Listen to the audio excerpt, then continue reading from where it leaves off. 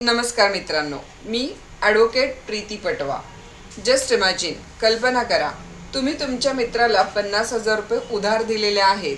त्याला पैशांची गरज होती म्हणून. मित्रांनं सुरक्षेपोटी तुम्हाला एक चेक दिलेला आहे.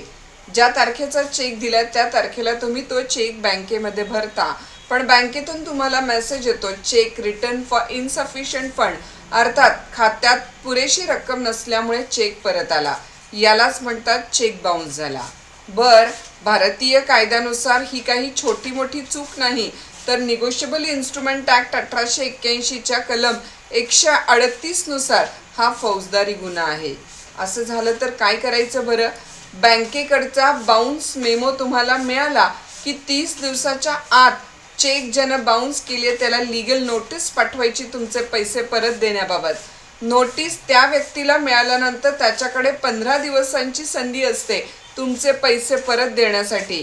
जर त्याने ते तुमचे पैसे परत नाही दिले तर मग तुम्ही कलम 138 खाली क्रिमिनल कंप्लेंट अर्थात फौजदारी गुन्हा दाखल करू शकता.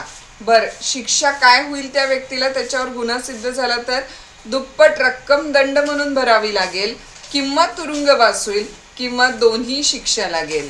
आता एक महत्त्वाचा, तुम्ही इतराला चेक दिला किंवा तुम्ही इतरांकडून चेक घेतला तर काय प्रिकॉशन्स घ्यायच्यात बघा. चेक देताना खात्यात पुरेशी रक्कम ठेवा. त्या चेकवरची तारीख, त्या चेकवरची रक्कम, सही सगळं अचूक आहे ना चेक करा.